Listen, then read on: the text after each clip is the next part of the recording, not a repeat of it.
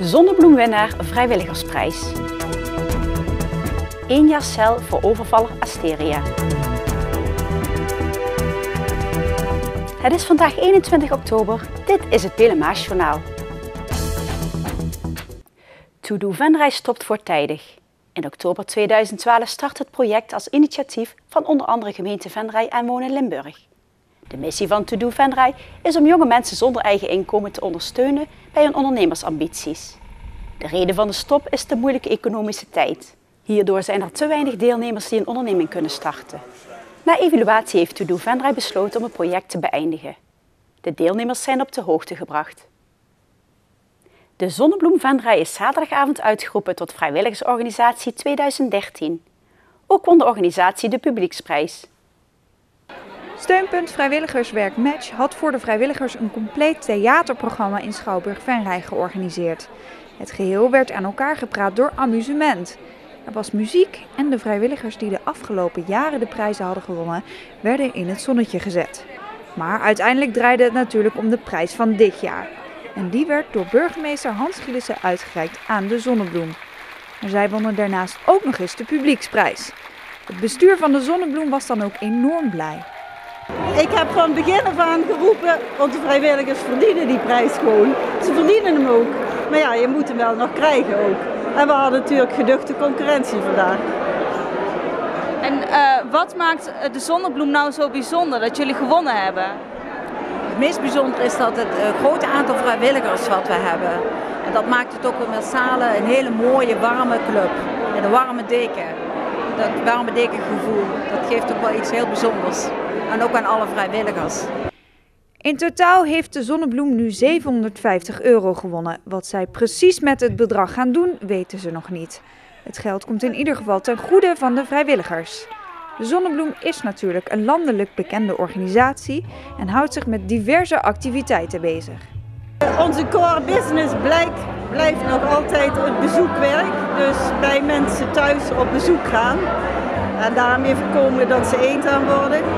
Nou ja, er zijn ook een hele hoop mensen die juist door hun fysieke beperkingen heel moeilijk er eens op uit kunnen. Dus daarvoor worden allerlei activiteiten georganiseerd. Die mensen worden dan opgehaald. Ze zorgen soms zelf voor vervoer. Maar er is een grote diversiteit aan activiteiten waar onze gasten, noemen wij dat, aan kunnen deelnemen. Dat zijn creatieve dingen, maar dat kan een muziekuitvoering zijn. Veel mensen denken dat de Zonnebloem zich voornamelijk richt op ouderen.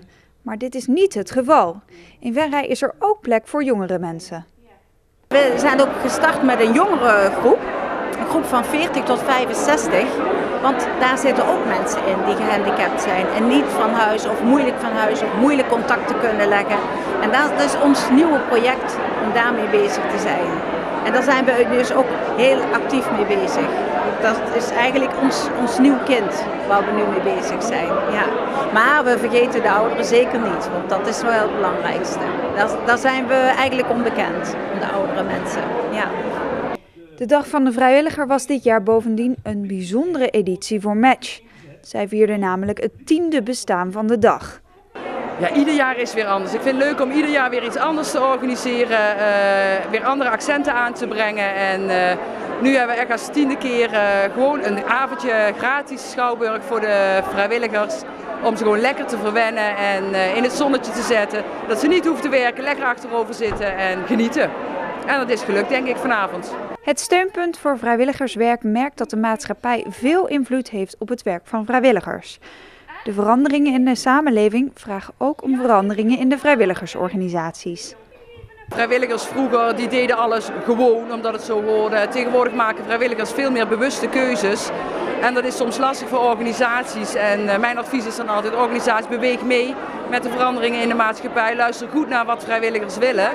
En probeer daarin mee te groeien. En dan hou je gewoon tevreden vrijwilligers. En kun je lekker samen doorwerken. Steunpunt Vrijwilligerswerk Match kan terugkijken op een zeer geslaagde avond. De rechtbank in Roermond heeft de 25-jarige Bert van E. uit Venray veroordeeld tot een gevangenisstraf van 1 jaar met aftrek van voorarrest. Ook moet hij de 2 slachtoffers een schadevergoeding betalen. Het Openbaar Ministerie had een onvoorwaardelijke gevangenisstraf van 3 jaar, waarvan 1 jaar voorwaardelijk met een proeftijd van 2 jaar geëist. De Venraynaar pleegde op 20 juni dit jaar een gewapende overval met een neppistool op Hotel Asteria. De man had gokschulden en geen geld meer. Een brief die hij die dag ontving van een grote schuldeiser vormde de druppel. Orkest Flavor en Popcorn Venrode uit Venray verzorgden zaterdagavond samen een show. De titel van het evenement was A Night Like This. De bezoekers genoten van een uniek project waarbij de zangeressen van Venrode en de muzikant van Flavor zang en muziek samensmolten tot een swingend programma. Er waren flarden uit musicals uit Hair, Grease en Jesus Christ Superstar te horen. Het was een gevarieerde muzikale avond van hoog niveau. Tot zover dit Pelemaasjournaal. Tips kunt u mailen naar de redactie. Deze uitzending wordt herhaald tot en met dinsdag 12 uur 's middags. Dinsdagavond is er weer een nieuwsjournaal. Weer of geen weer, bij ons is het altijd vakantieweer. Aankomende nacht is het vrijwel onbewolkt. Morgen overdag is het vrij zonnig, maar er is ook wat sluierbewolking. Het wordt 's middags maximaal 23 graden. Ik wens u een hele fijne avond en graag tot morgen.